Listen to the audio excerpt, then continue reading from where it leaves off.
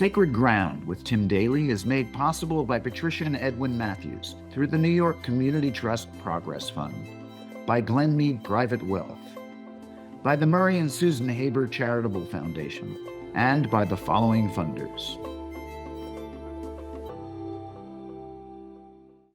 Climate change is such an existential crisis that most of us are stunned into silence, immobilized by the scale of what confronts us.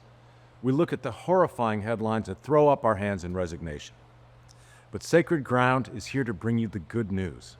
We'll introduce you to climate champions, ordinary people who have become heroes by addressing the needs of a shifting landscape. There are no quick solutions, but there are remarkable people creating new possibilities, a new path forward.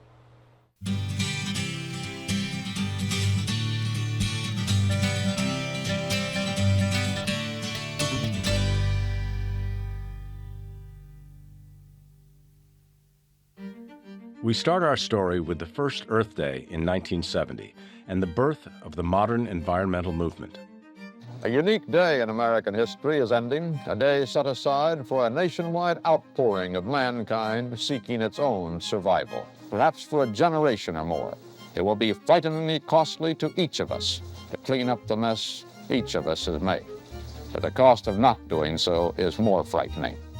This was a declaration of a global problem. We were damaging our own environment.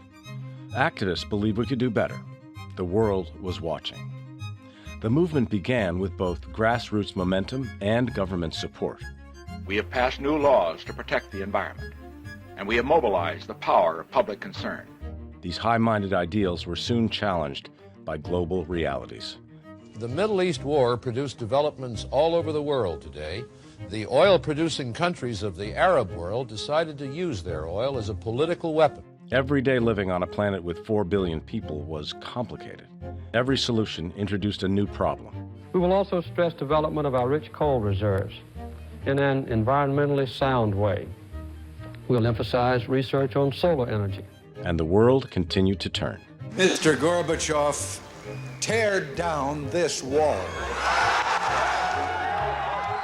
And as time marched on, the true scale of the crisis was revealed. The evidence that the Earth is warming by an amount which is too large to be a chance fluctuation represents a very strong case, in my opinion, that the greenhouse effect has been detected and it is changing our climate now. The words global warming entered the debate, and while environmental disasters made the news, the world's attention was mainly focused elsewhere. Our objectives are clear. Saddam Hussein's forces will leave Kuwait. Years went by. Elections were fought, and the problem remained. Then, in 2005, Americans watched as Hurricane Katrina devastated New Orleans. Now a Category 5 storm with maximum sustained winds of 175 miles per hour. The images broke open the climate debate, moving it beyond arguments over messaging toward the real human consequences already unfolding. Just a few months after Katrina, Al Gore's documentary, An Inconvenient Truth, made Americans sit up and pay attention. Look how far above the natural cycle this is, and we've done that. But climate policy ping-pong continued. Today we're announcing the expansion of offshore oil and gas exploration. More disasters followed.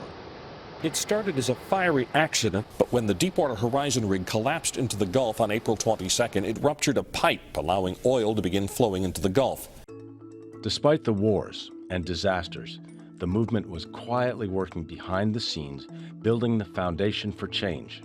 Rival countries were cooperating. Possibility began to emerge. And in 2015, nearly every nation on Earth gathered in Paris to face the climate crisis head-on. The story of that moment begins with its architect, who was born to fight against remarkable odds. I'm Cristiana Figueres. I come from the wild and wonderful country of Costa Rica. I have been in the struggle against the advance of climate change for 4 decades. My father, Jose Figueres Ferrer, is considered the father of modern Costa Rica. He was a simple farmer up in the mountains in the mid-40s. The government that was in power in Costa Rica decided that they would not respect the result of democratic elections.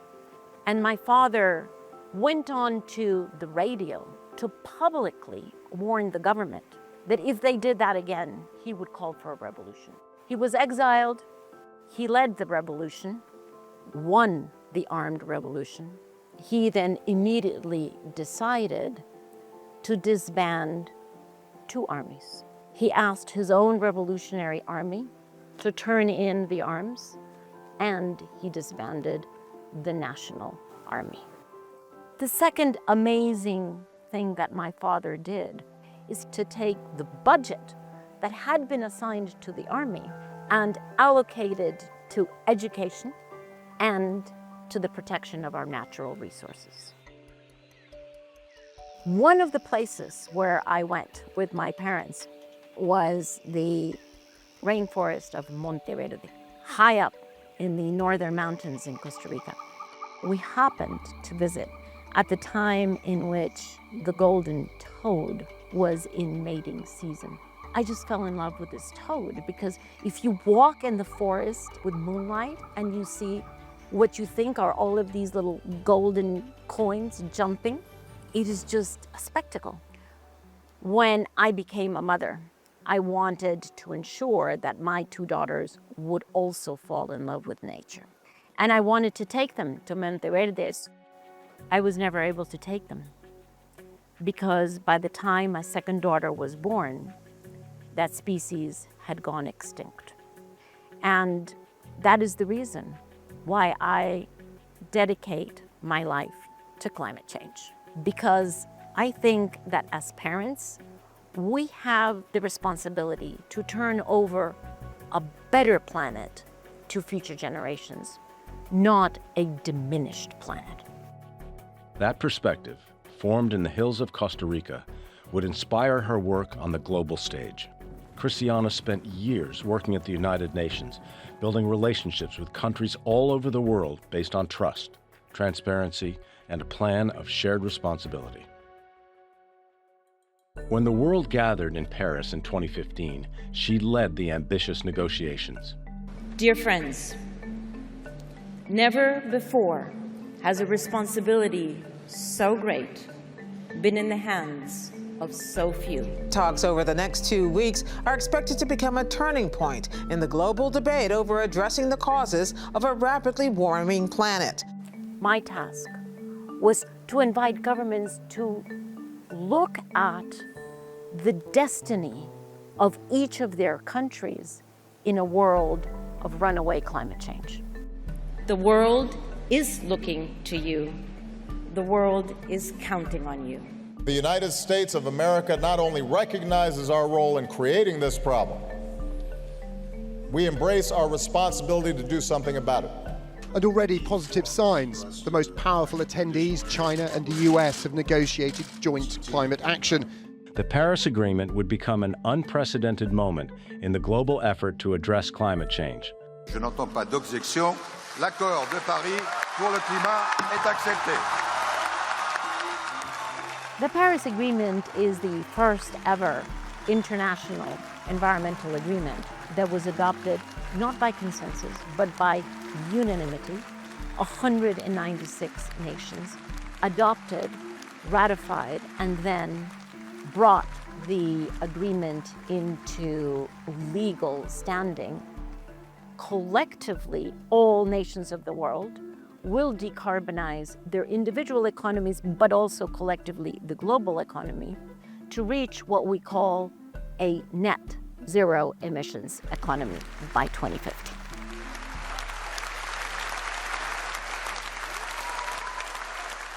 My father passed on in 1990, just as I was beginning to discover what I would dedicate my life to. And I have often asked myself, what would my father say? I can't do it. Okay, I'm gonna try again. Because the lesson that was most important for him was that we be of service, that we dedicate our life to cultivating well-being for the great majority of people, dedicated to the common good, dedicated to justice, and especially dedicated to protecting the most vulnerable. While the vote was passed unanimously, it was up to each nation to follow through on its commitments. Those commitments would soon be tested. Donald J. Trump will become the 45th president of the United States, defeating Hillary Clinton in a campaign unlike anything we've seen in our lifetime. The United States will withdraw from the Paris Climate Accord. A month later, New York Magazine published an article called The Uninhabitable Earth by author David Wallace Wells, detailing the looming climate doomsday if governments around the world failed to take action. The opening line reads, "It is, I promise, worse than you think." It struck me that a lot of what was baked into that research was much scarier than was being talked about in the mainstream media. Scientists in 2015, 2017 would talk about 4 or 5 degrees of warming as a business as usual scenario. And that was quite alarming because they would also talk about that level of warming as potentially civilization ending. If we look at those facts and become alarmed, we should allow ourselves to be alarmed and respond in kind. This wake-up call echoed across a new generation of champions. Despite political setbacks, the fight against climate change had global momentum. Millions walked out of classrooms today demanding action on the climate. Climate change is real. All following the lead of a shy Swedish teenager. We will do everything in our power to stop this crisis from getting worse. A lot more people out in the world, especially young people, really started to feel the incredible urgency of acting. And a mass movement grew up globally, basically to hold the world to account to the promises that it made during Paris. And what followed was growing awareness that the future would be green. Then, everything changed. The World Health Organization has declared the coronavirus outbreak a pandemic. I think that our experience of that period really broke a lot of the commitment to climate as a first-order political priority, social priority. I want people to know that this is bad. People are dying. As the pandemic dragged on, other crises demanded more immediate action. Even as evidence of climate change mounted. 115 million Americans across 16 states tonight under hazardous air warnings and alerts. All of this from the Canadian wildfires. We are now living through a period in which once unthinkable climate disasters are happening quite regularly. Hurricane Helene has left in its wake a trail of death and destruction. Officials in North Carolina say they were blinded by Helene's sheer intensity. Homes swept away, restaurants and shops torn to pieces. This morning, the firestorm officials had feared becoming a reality, with a third out-of-control wildfire exploding overnight in the Los Angeles area. We told ourselves not that long ago that we would never let disasters like this happen, that we would take action before the climate got so ragged, and we watch them happen. We see the devastation and destruction, and then we choose to treat that as an acceptable level of disorder, rather than see it, as we did just a few years before, as a warning about how much we must do and how quickly. So that's all pretty bleak. But there's a huge new set of facts on the ground, too. The old energy economy was beginning to crumble. The world is genuinely moving towards green energy at a pretty astonishing pace. Last year, globally, 94% of all new power installed anywhere in the world was green.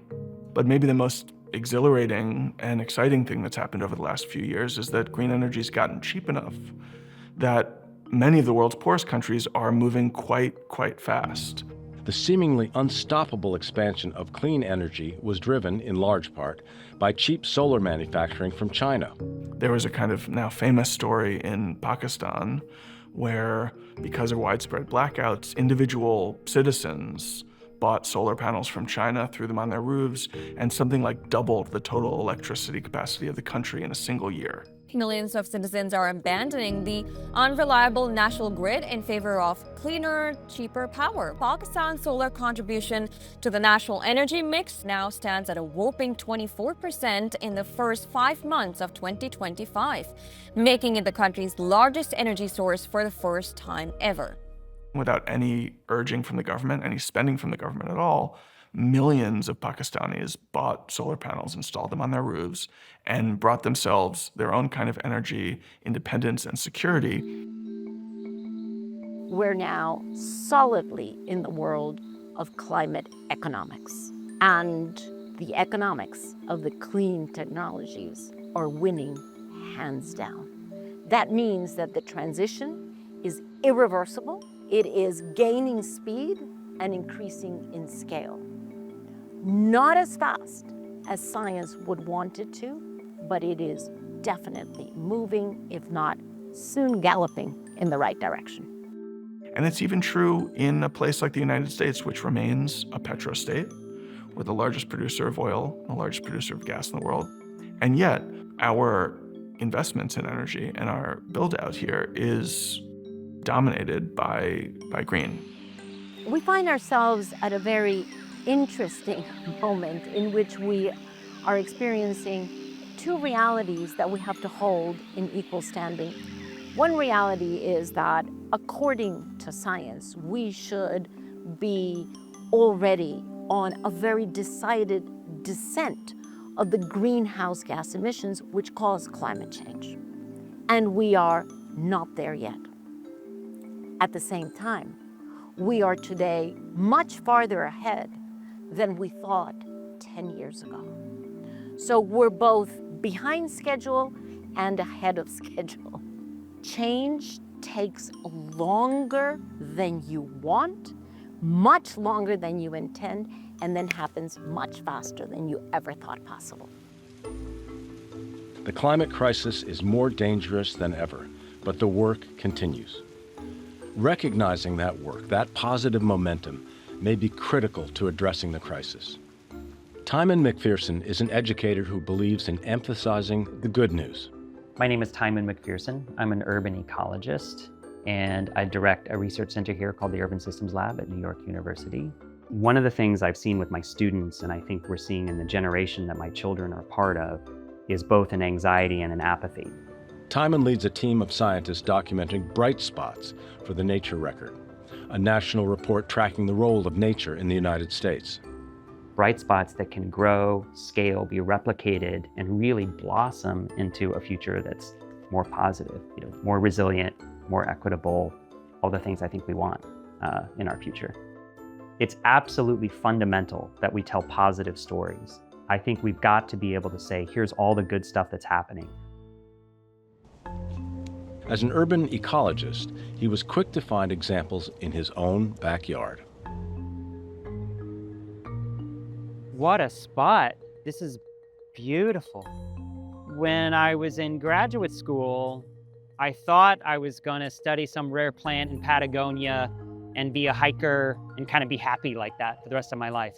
But it really hit me that the planetary challenges that we're facing are most relevant in urban places. This is where people have the potential to change our relationship on the planet.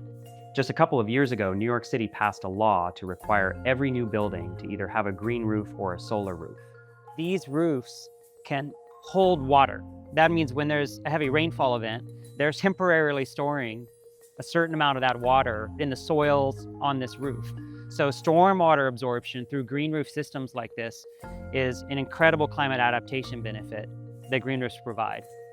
They also cool the building because incoming solar radiation that would normally penetrate through the roof require extra air conditioning, extra energy, extra potential carbon emissions. That is saved because this is providing cooling for the roof below it. Timon's team found bright spots in the oceans. One of the really amazing things that we've been seeing over the last couple decades is the recovery of fish stocks that used to be in total decline. I remember here on the East Coast when you weren't allowed to fish for striped bass. They were protected. It was a complete moratorium because the populations had been so overfished.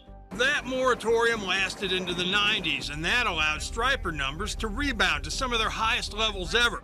They found bright spots in efforts to mitigate the damage of human development. If you think about the United States, it is completely crisscrossed with the road network that we've been developed over the last century and more.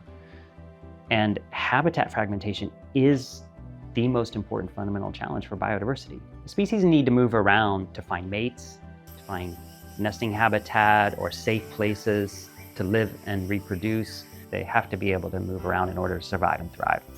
The solution? Massive construction projects throughout the country providing safe passage for wildlife. In the U.S., there are now around 1,500 wildlife crossing structures in 43 states. In Wyoming, pronghorn run across Highway 191.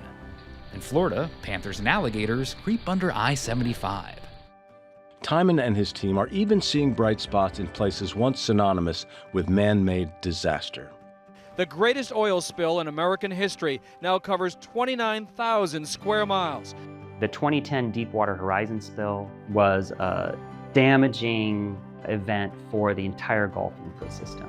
You may remember some of these videos of the oil covering birds and coating the beaches and the seagrass beds. And we now have thriving bird populations. We have wetlands that are now functioning like they used to before. The money from the BP settlement was really key to driving that investment and restoration of those systems. There's so much we need to do to reduce the carbon emissions and address the climate challenge. There's also incredible bright spots where there is positive work happening on the ground by communities, by indigenous groups, by city leaders, even by federal governments, that is investing in nature, that is investing in adaptation, and that is creating positive change. If we can harness that power of all of these positive stories, thousands of examples all across the country, then I think we have an amazing opportunity to meet the challenge, to deal with the scale of the problem as it is. History suggests something important. The environmental movement has never been a simple story of victory or defeat. It has been uneven, contested, non-linear, but successes have been made on the basis of years of hidden work. Progress has come gradually, then suddenly. Today, many of the conditions for rapid change are once again lining up. Whether it's enough, and whether it happens fast enough, depends on what happens next. Warming is not all of our destiny. It just determines the shape of the landscape on which we will build our future. Climate change requires us to reset our relationship with nature, to remember that we are not apart from nature, but a part of nature. That we're not here to extract, use, and discard, that we're here to regenerate and protect. Because without nature, we don't survive. I have teenagers, and I think about what kind of world they're going to live in when they're 30. And it is going to be a very different world. That seems very clear. The question is, different in what way? Is the dystopian futures that we are told on the news or even in our climate projections that seem likely, is that the future that they're going to inherit? Or can we do better? And I think we can do so much better. So I want to tell those stories of where positive change is happening so that my kids can be inspired, so I can be inspired. I certainly am more optimistic about the future than I was a few years ago, but mostly I think there's much more to be determined, and the story of our climate future and our human future will be written in the decades to come when we learn how to, I hope, deal with the consequences. I would like to think that the lesson of that is still that we share a planet with 8 billion others, And we share responsibility for the future of that planet with 8 billion others. And we should do what we can to make sure that the future of that planet is comfortable rather than something approaching uninhabitable. I'm often asked who should assume the responsibility of addressing climate change. The answer to that is pretty simple. Everyone. Anybody, anywhere in the world, no matter how impotent they feel in the face of this enormous challenge, does still have something that they could contribute, which is their voice.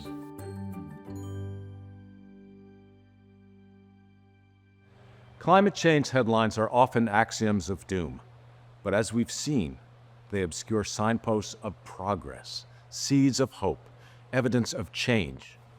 Thanks for joining us today. For Sacred Ground, I'm Tim Daly.